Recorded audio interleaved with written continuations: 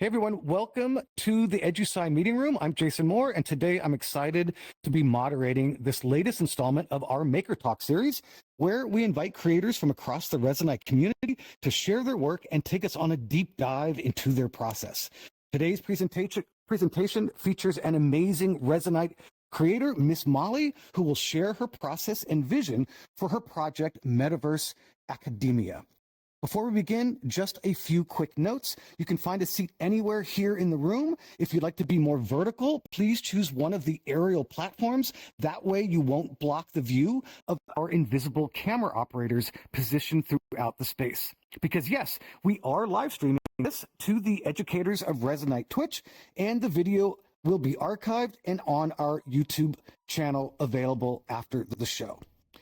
There is a clap installer here at the front, and I believe at least one of our users has an applause stick. Feel free to grab the applause stick or install the clapper so that you can show your appreciation to our speaker. If we get crowded, I may ask everyone to switch to a more performant avatar, but for the moment, I think we're fine in normal full IK avatars.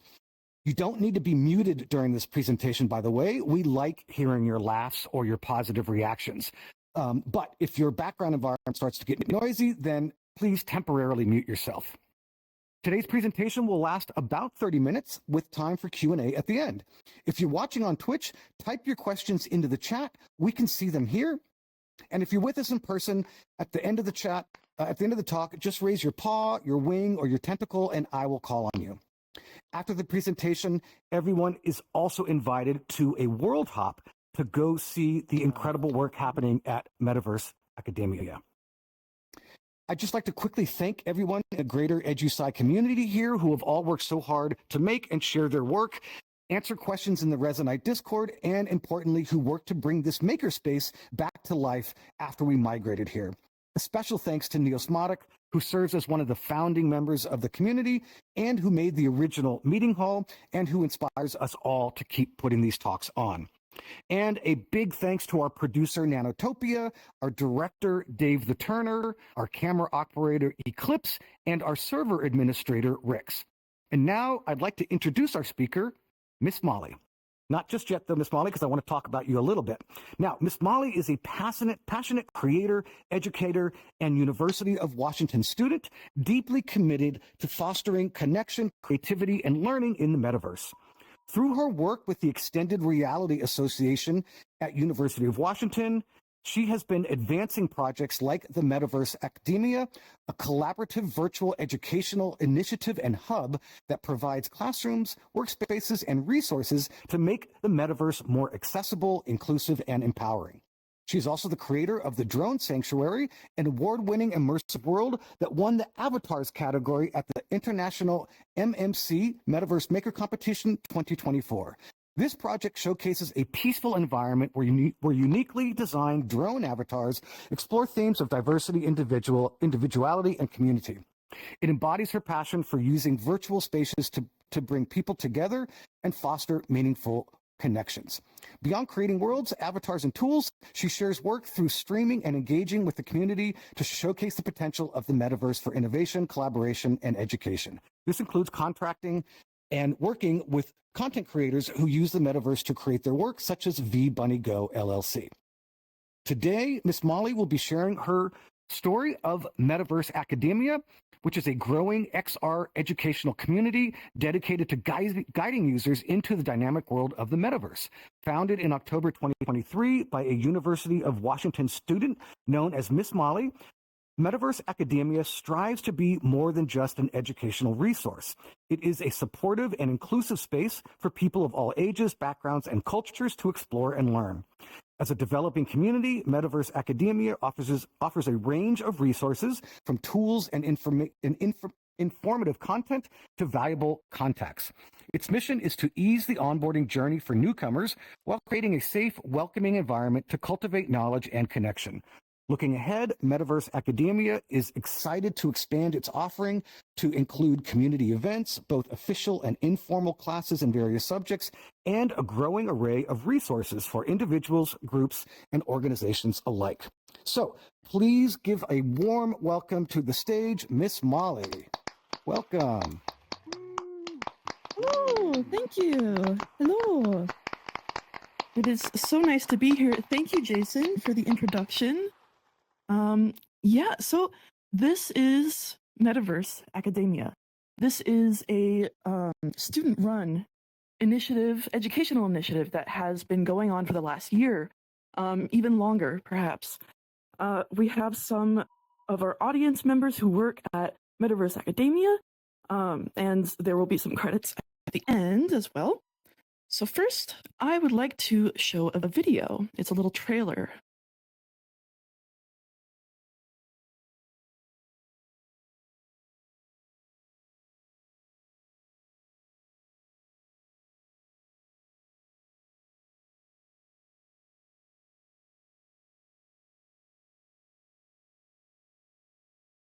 Hmm.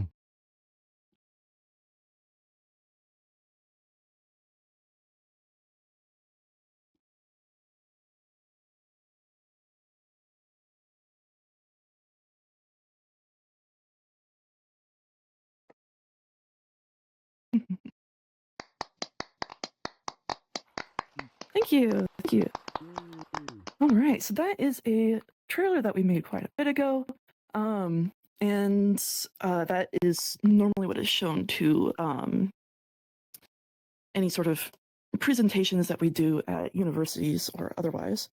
So now, first, I suppose I will do a small little introduction for myself as well. I'll keep it short since Jason already did a very good introduction.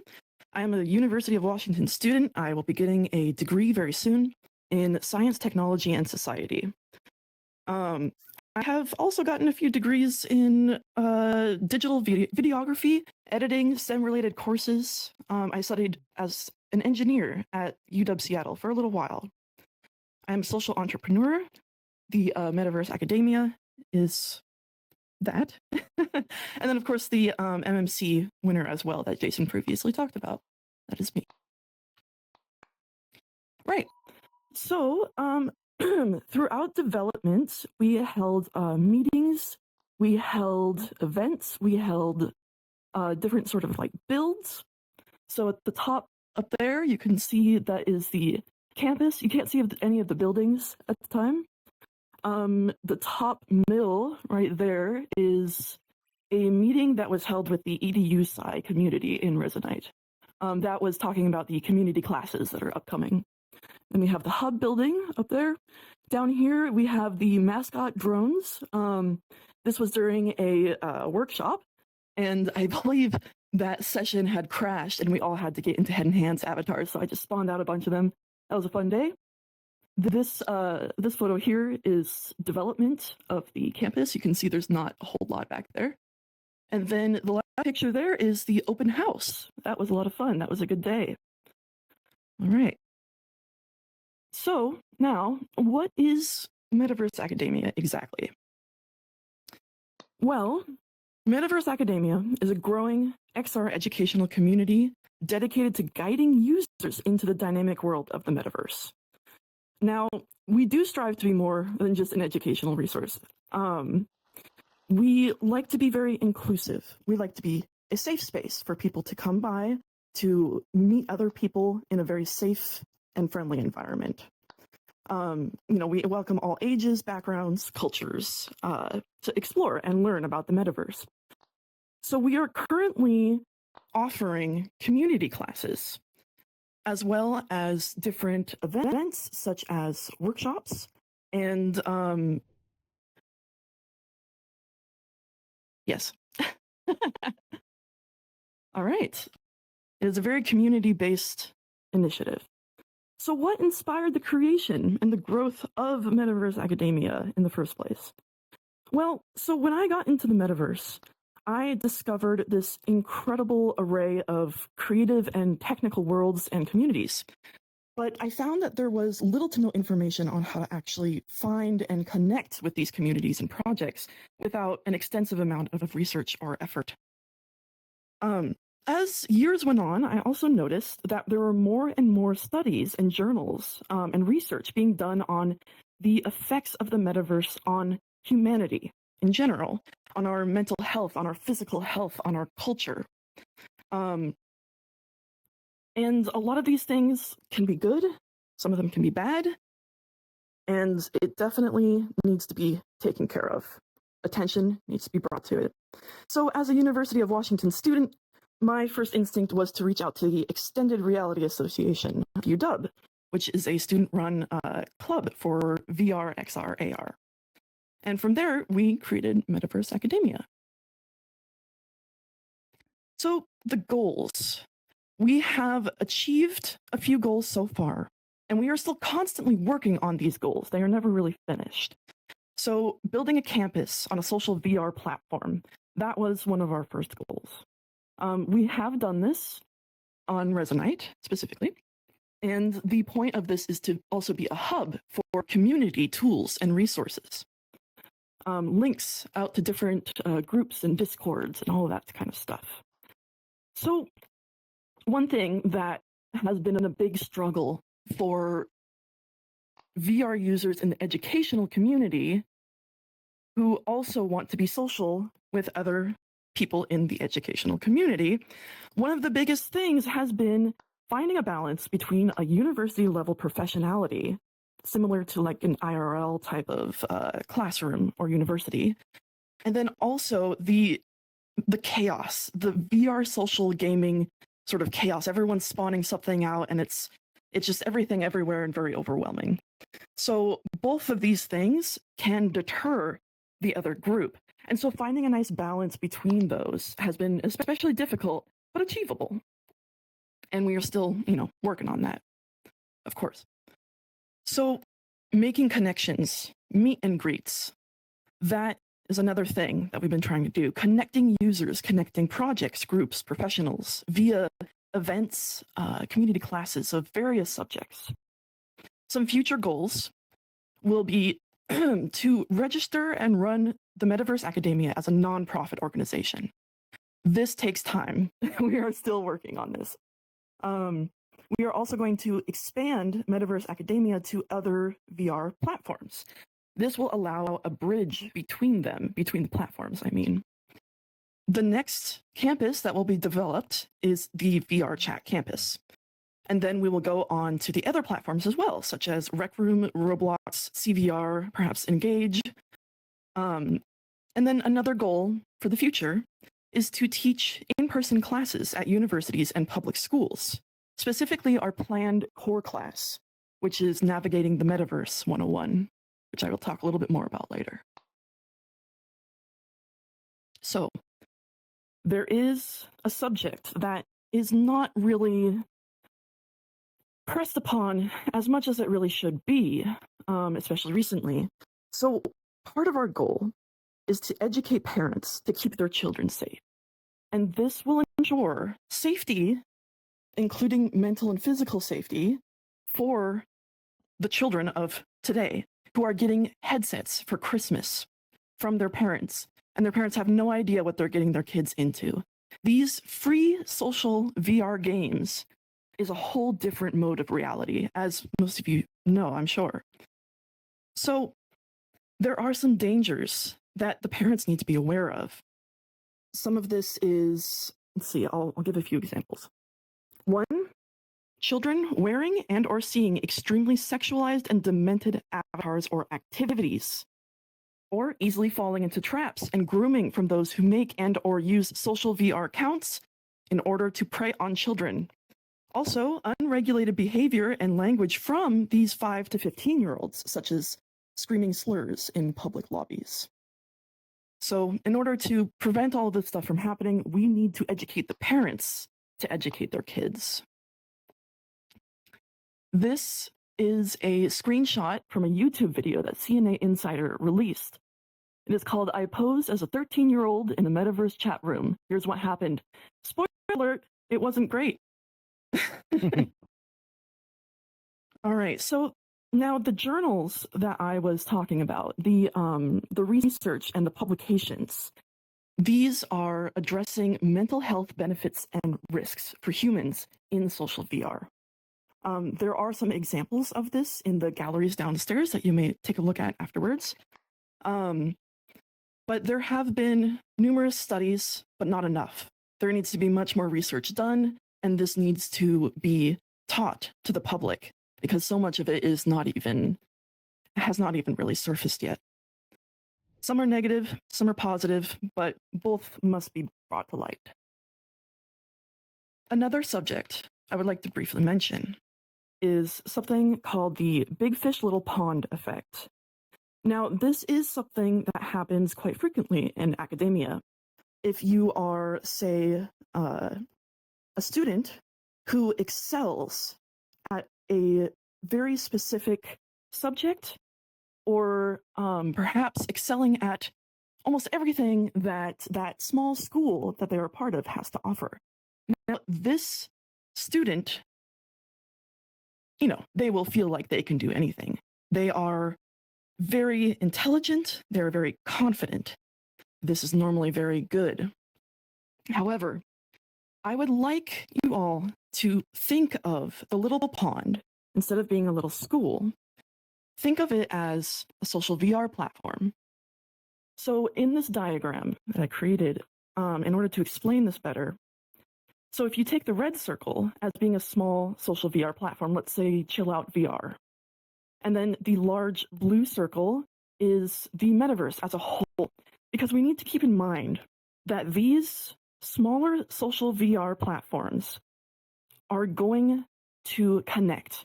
The metaverse, just like the internet, is going to have a lot of connections. We're going to have links that go to places. We're going to have portals where you can click on it and it instantly brings you to the other platform. That kind of thing. So these gaps between these ponds are going to be bridged. And the big fish that run these little ponds will not be as prepared, I feel, as we should be. So teaching about expanding the mindset of the metaverse, it's not just chill out VR. That's not the entire world in the metaverse. The metaverse is so expansive. And as individuals, we kind of get caught up in the small pond. So that is something that will be discussed a little bit during the Navigating the Metaverse 101 class. So I'd also like to talk about some upcoming things we have going. Or actually, the current things we have going. So the community classes, workshops, and events. Now, currently, we do hold a workshop every single Wednesday. This is the Wednesday workshop. It is at 3 p.m. EST or 12 p.m. PST. I am on the West Coast. And the faculty at Metaverse Academia hosts this workshop. It is supposed to be a casual workshop, inviting all sorts of users with all sorts of different skills to come by and sort of take a look at the open-ended question that we have posted. Now, sometimes this open-ended question will be like, can you make a rainbow? Or can you make a ball fly? I believe that was that one up there. You can see Zhao on the left, his head is covered by the ball. And then how to make a rainbow, we have on the right. You can see Banana Bread holding his rainbow gun, which is very cool. Ask him about that if you ever see him. Mm-hmm. So those are hosted every Wednesday. Now, they are technically a workshop. However, they are also meant to be a meet and greet. So even if you show up and you don't really want to make anything, you can still talk to other creators and other people who are there, even other new users that show up. You can talk to them, relate to them. A huge part of Metaverse Academia is connecting people. It's a community effort. So another thing that we've been doing recently, and we'll continue doing, is having impromptu guest lectures, workshops, meetings, classes, that kind of thing. And recently, and Zeisel, I see you over there, we did have a switcher cam workshop, and we are actually using the switcher cams today for our streaming and for making YouTube videos and stuff later. So if any of you want to ask about the switcher cam, we do have Zizzle here. Yes. And we also support other classrooms or other, initiatives that are meant to be teaching and stuff like that. So we have a master there. He runs his Protoflux classroom, and we have partnered with him on that. So, upcoming classes and events. Now, these are going to be really fun. So, the planned ones so far, we have computer science and structured programming.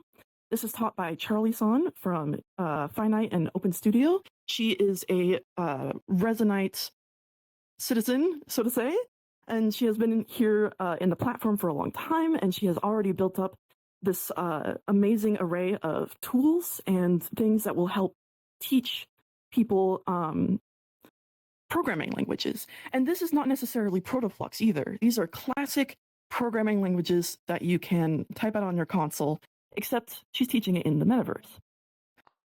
The other class that is coming up pretty soon is Navigating the Metaverse 101, and that will be the core class for Metaverse Academia that I will be teaching.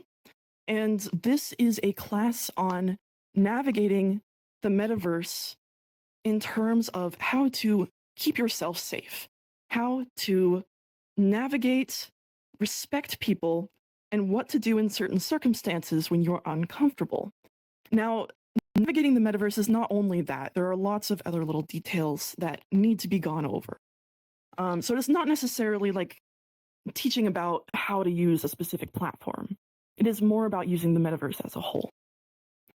So we also have some other teachers that are very prepared and very excited to teach some classes in Metaverse or under Metaverse Academia, so to say. I should be very clear that the community classes that are going on, these are their classes. These teachers that you see here, they're their classes. Metaverse Academia is helping them. We are here to take in teachers who want to teach in the metaverse in general and helping them technically in order for them to be able to teach their class to an audience. Because a lot of people don't have the technical skills, or they're brand new to the metaverse, but they still want to, utilize the metaverse. Yeah, and so in the wings, we have neuroscience and STEM in VR. Now, this is going to be taught by a newer metaverse user named Dr. Cy Cortex. He is from a major and publicly funded Canadian university, and he is bringing in his lab students in VR equipment and is going to be teaching classes to them. And we will also be, being able to bring in other people from the metaverse in order to listen in on his lectures. Another person who is preparing for this is Miranda Meerkat, and she works on the MetaMovie. She is a professional actor and voiceover artist. She will be teaching basic voiceover techniques. And we have a few other users as well who have shown a lot of interest in this. So we are very excited to get started with those in mid to late January. So now the credits. So there are actually, a good amount of people and members of the EDU-Sci community, Resonite community, and several communities just, in universities, and also, my family has been very supportive as well. And I want to give special thanks to the people up here. So, there's me, me, and Daniel Taka, the XRA Club officer, advisor, as well as he has done a lot of planning and building. He has been with us throughout the entire building. He is also right there. Hi, Taka. And then Resonate. Yes. Resonate is another XRA Club officer. He has he's supported as well from the very beginning, and he was the one who heard about my idea for this initiative and then brought me into the XRA in order to make a presentation on it, and that's kind of how it all got started. And then we have Dr. Tangerine. He is one of my closest advisors, also one of my best friends. He is also here, sitting right over there. Hi, Doctor. Hello. And he has done so much building. He has been along with us like the whole time. He built a lot of the MAUI, the workspace system. He has done a lot of brainstorming with us, and so much more, honestly. And the same could be said for official Zhao, as he is. If anybody knows Zhao, you know that he is imperative to the community. He is absolutely wonderful. He is an excellent builder. He is an excellent friend as well. Yellow Dog Man Studios, of course, for creating the Resonite platform. Thank you to Fruxius and the team as well. Yes. And then, of course, there's so many others who have helped along the way. So this is a QR code to the link tree for Metaverse Academia. And from here, you can find the link to the Discord server, which is also, if you click on the logo right over there on the rock, that will also invite you to the server. And then also our YouTube channel, Patreon, and Twitch. And then thank you as well, finally, for the Educators of Resonite for helping to put this together and for hosting this. Thank you to Jason. Yeah, and I suppose that is the presentation. I can take questions or anything else. All right. Thank you. All right, folks. So now it's time for a little bit of Q&A. So if you'd like, just go ahead and raise your hand, and I will call on you, or your tentacle, or your wing, or whatever you can raise. I think I see a question over there, but I can't see your username. But you're in. Was that you? In the default avatar? No, you're shaking. No, it wasn't me. It wasn't me. Okay, looking at our Twitch, I don't think we have any questions from our Twitch. Am I missing anybody? Anybody? No? Okay, I guess it must have been a very clear presentation. Feel free to ask any questions in the Discord as well.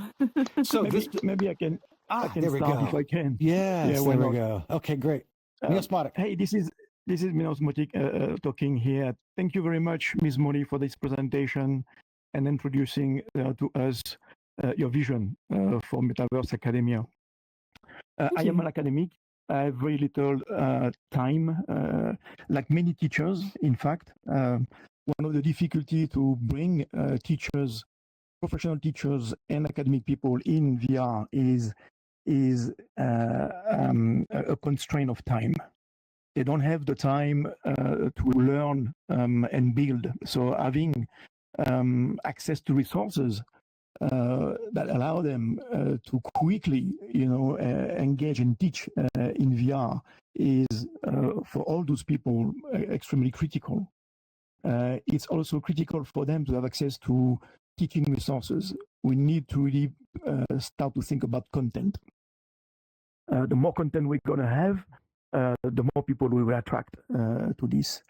One of the difficulty, of course, we have as professionals is safety, as you mentioned, and creating a safe space is a very complex issue. You were talking about, okay, potentially we are going to bring underage kids in our classroom or some classroom, and the issue about avatar and the level of sexiness. And it's interesting that you mentioned that because your avatar is quite sexy. As a parent, I will feel a little bit uneasy, to see, this beautiful, sexy teacher, taking care of my kids. So when we talk about creating a safe place, it's very easy to say, and it's very hard to deliver. Yes, and it's even more difficult when we talk about culture. If I am a Muslim teacher, I'm going to have difficulty perhaps to address Jason, whose avatar is a dog. In a Muslim culture, well, dogs are not, something that you want to interact with. So there is a lot of things to think about, and in your talk you cover a lot of things, but each of those things will take a lot of time, to get it right. And we need to put, as a community, a lot of thinking, deep thinking about all those issues, because VR is very exciting, but we can create toxic environment in VR, more toxic than what exists in the internet. So opening a teaching space, and letting other people, letting other people come in. This is to me something that I will not do. If I have to teach a class, I will lock it to my own student. I will not let anyone moving in. But that's my personal opinion. Yes, So, and we are my fully prepared to message do that as well. Yeah, my message to you and us is that we need really to think very deeply on how on the tool we provide and how we engage the broader community and help them to have access to VR resources. Yes, I absolutely agree, and that is something that is constantly being worked on in the community and will honestly always be worked on way into the future. And it is definitely all of those topics are going to be discussed in specifically planned discussions with those topics as the title. Dr. Sai? Yeah, Cortex? yeah, can you hear me? Yes, will you please go into shout, Dr. Sai? Your shout, the shout is the yellow next to the green on the right. Yeah, how's that now? Perfect, thank you. Yeah, I think also, I appreciated your comments, Nesmodic, and I think it hits, you touched on the big fish in the small pond idea, and that we need to be prepared to be a big fish in a big pond. But actually, I think my initial sort of impressions of the Resonite as a platform is that actually for the types of courses that I might want to teach, actually it can't scale very well to the number of participants at this moment. But also, I think, already some of the events that I participated in, I think, Nesmodic really kind of hits the nail on the head. I think, when you have an academic meeting, there's sort of a certain understanding that there are repercussions to the things that you're doing potentially for your reputation. You're in a group of people who know each other. Whereas in the metaverse, it seems like, I don't know, I get the impression that there are many people who are sort of wandering around that sort of see it much more like a game where you can kill anyone. There are no repercussions. So you can do whatever the heck you want. And that's the fun of it. And what's going on? Just a little bit of lag, I think. Someone loaded in. Yeah, and so I think, to me, on the one hand, I think I'm interested to see. I think it's, on the one hand, it's think deeply, but I think it's also, interact and work. And I think I'm feeling very positive about initiatives like Metaverse Academia, because I think we can start to, the more and more events like this we all participate in, the larger the community will grow, and we'll start to figure this stuff out. But I think the key problems are around, like, how do we get people there in scalable events that have people in there for the right reasons. I think we'll figure it out, but I think it's interesting. Yes, it is a very interesting and very powerful topic. Some of our solutions for that is to have hidden and or private worlds that, that is going to be the classroom itself, and only very specific people can sign up, or there will be like sign up sheets, and then only those specific people will be able to be invited. Or even we'll have a portal on campus that goes to a classroom. So that is an extra step that people will have to go through. So they will actually really want to be in that class to listen to that lecture. We'll have door greeters, that kind of thing. And now, it is definitely a subject that is going to be thought about, talked about, and managed very carefully and a lot.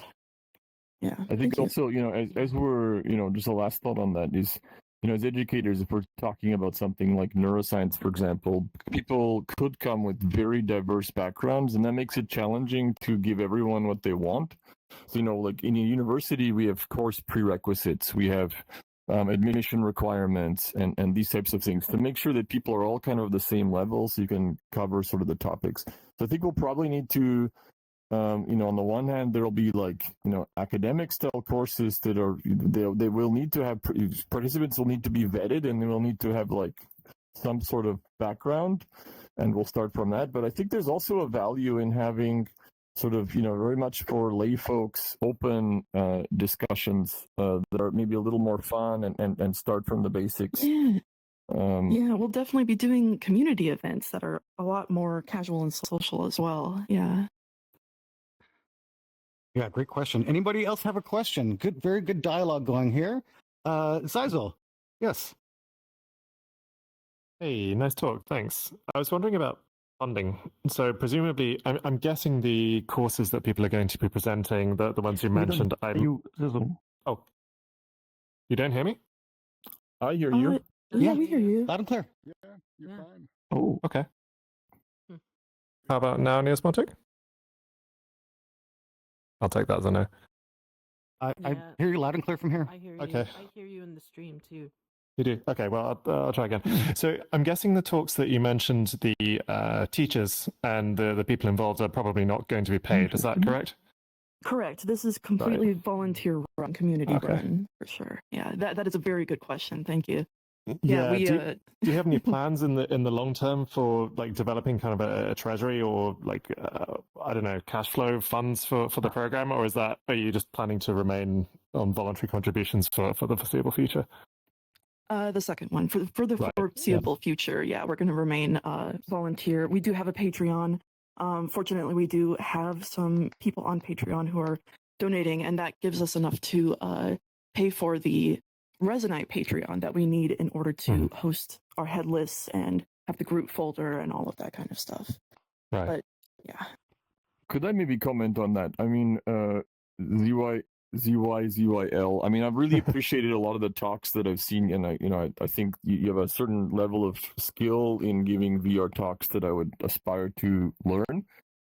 I mean, I guess you're asking the question from the point of view of like, I'm a university professor, so I have like, I get sort of have a stable position that allows me to do this type of stuff. But maybe not everyone in the community has that. But one thing I would say is that, I've participated in the organization of academic events, and we can go and get sponsors. And you may consider doing the same thing, getting sponsors so that you can pay for particular keynote talks here and there. So maybe you can give for, if you get a sponsor here and there of $1,000 or something, you could offer honoraria occasionally for particular types of speakers. I think it's worth considering. Definitely that mechanism is present in academia. So, we could ask, for example, Meta or Microsoft or something to provide a little bit of money here and there to offer honoraria to speakers. I think it's worth looking into. Yes, absolutely. You're correct about that. We are going to be looking into it, and we'll be following the example of Creator Jam as well, because we are still looking into becoming a non-profit. And Creator Jam does run the International MMC every year. So yeah, no, that is a very good point. We do plan to do that. Neosmotic, I think, has another question, and then I can't tell if there's somebody behind Neosmotic that was waving. You're so far away, I can't see you. Yes. Neosmotic, will you ask the person next to you, behind you, if they have a question as well? I can't quite tell. See that one? Maybe this. I think it's for their avatar. No. Okay. Anyway, Neosmotic, go ahead. There's no one there, Jason. Okay, thank you. Yeah, I mean, I think this is a very, very important point. In particular, I've always, that vivid memory of that transition from Neos to Resonite that was based on an issue of IP, and nobody knew exactly who on what. I understand that Metaverse Academia is owned by Miss Modi. However, we can still see University of Washington in the background, and I'm not too sure how much ownership do they have. For me, as an academic, that could be an issue. If I want to build something and keep ownership of that, that's going to be perhaps an issue. I've solved that issue by putting everything I build in a very open license. So, but I can see here, we need to have clarity, in particular for volunteers who are building things. And all those volunteers need to have clarity about who owns what. And in particular, if we bring our student, building things, in my university, any student who builds things will share the IP with the university. So there was this difficult issue here also to always keep in mind. As an academic, I saw this very easily by saying, okay, whatever I build here in Resonite is can be cloned and used in any way, even for commercial operation. So in particular, I've created a dome, I've created a stage on which you are speaking, I created a lecture. But all those elements, are completely, clonable and open. And and so we is need to think Metaverse Academia. Yes. Yeah. By the way, now that you've brought that up, actually, the Metaverse Academia campus is completely public. It is published, and you can absolutely host your own and then edit it and then publish that. It is absolutely public, 100%. And Metaverse Academia, I did found it and I do run it, but it belongs to the community. It is volunteer and community run specifically. We are definitely, to be clear, anything that has to do with like the finances, all of that kind of stuff, that is still being figured out. For now, this is a student run. And by student, I mean the Extended Reality Association from UW is a student run club at UW. So specifically, us as individual students have built this up with part of the Metaverse community in order to teach the Metaverse community. When it comes to professionalism, then we do hold professionalism. Those are very specific questions that are very good to ask, and I would like to answer them. It takes a lot of research and thought to answer those. So I would really appreciate if you could actually write out these questions in the questions forum, which is actually in the Discord server, which I know that you're a part of. That would be very helpful for us. Yes. Yeah. Thank you. I think I saw a question from, I think I saw a question from Emergency Temporal Shift. Was that correct? Sorry, Emergency, I mistook you. I can't see that far. So please put yourself in shout and please ask your question. Wait, hold on. Which one is, yeah. Shout is yellow. Okay. It's right to, yeah, perfect. I was like, wait, yellow or blue? You sound great. Yep. So what I was wondering is, I recently watched a video on KDE and how they just got an overwhelming amount of money for asking for donations recently. First of all, advertising donations really can help a project, especially if you do it, respectfully and without spamming people. But my main question is, are there any plans if you receive, enough money to petition and ask things like Resonite or VR Chat to add features that add to the university experience or the educational experience, in order to help promote the cause of education in VR? That is a big if. That also has to do with money, which there is a shortage of these days. So, yeah, there's a lot that we can do with funding, but getting the funding is something still in development for sure. With all you've done, I see no problem with it in the future. It's all going to be fine, I'm sure. Rocky, but fine. Oh yeah, no, this is an initiative that is definitely going to be having a lot of up and downs, but that's that's going to happen with anything like this, and we're prepared to tackle it. What's really nice is that, of course, as many of you know, this platform really has a rich history in education. It was one of Rixx's early kind of conceptions of what he wanted to make with his work.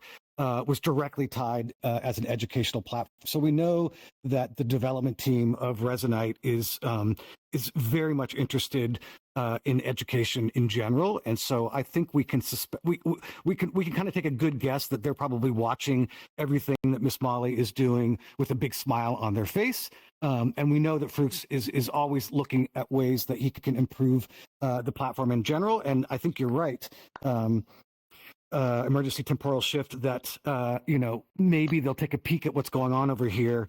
And perhaps if Miss Molly or anyone in the edu community has thoughts about what Resonite could do to improve the types of things that we want to do, well, that's what the GitHub is for. And that's what we all do. We kind of rally behind those GitHub requests. We all get in there, we log in, and we give it a thumbs up to kind of elevate that request in the devs' eyes. So I think anybody in the edu community, if you have a really specific thing that you would like to see the Resonite devs add or fix or look at, I would definitely suggest making it a GitHub request and then sharing your request, letting everybody know in the various edu communities that are here in Resonite. Let's all know that you've added that request, and we'll go on in there and we'll upvote it, and that'll kind of raise that a little bit. So I think education in Resonite, I think, has a very, very bright future, and obviously it has a great past. We've been a strong edu community now for many, many years. So yeah, I think the future is quite bright. Okay, I think we have time for one more question before we wrap this up. Oh, I think a follow-up from Emergency. Yeah, I was wondering, because, especially for small donations, Patreon can take a large cut of the donation. Are there any alternate forms of monetary providing that is currently set up? Not currently, although it would be lovely if you could also get into the server and mention something like that so we could tackle that as well. That's a good point. Yeah. Thank you. I've heard rumors of Resonite itself kind of embracing Stripe as opposed to Patreon. Yeah. So that might be something to think about, or maybe ask somebody from the Resonite dev team, or maybe drop in on one of their open office hours and see. Maybe they must know something that we don't. Good question. Good point there. Okay, any more questions? All right, can we please give Miss Molly another big round of applause as we wind this down? This concludes part one of today's presentation. You can watch and share this video once it's edited and uploaded on both the Metaverse Academia YouTube channel and the Educators of Resonite YouTube channel. To learn more and or get involved with Metaverse Academia, as you saw, please join their Discord server. Keep an eye out for their upcoming events featuring in-depth classes hosted by their team and educators passionate about teaching in VR, or attend one of their casual Wednesday workshops on the Resonite campus to learn, create, and connect. These sessions are just the beginning, with ongoing foundational development and opportunities to build lasting connections in the metaverse. As you saw, they have a link tree that you can visit and that QR code. So that is a great way for you to learn more, get in touch, and get involved. Now, part two of this presentation will happen in just a few minutes. Miss Molly will give a tour of the Metaverse Academia campus to everyone and anyone who would like to join. But first, we're going to wind down the stream, say goodbye to our Twitch viewers. Thanks for watching out there, everybody. Thanks again to the broadcast team. I think we can safely go ahead and shut down that stream now. And I would like to, as we wrap things up, invite everybody here on stage for one big group picture to memorialize today.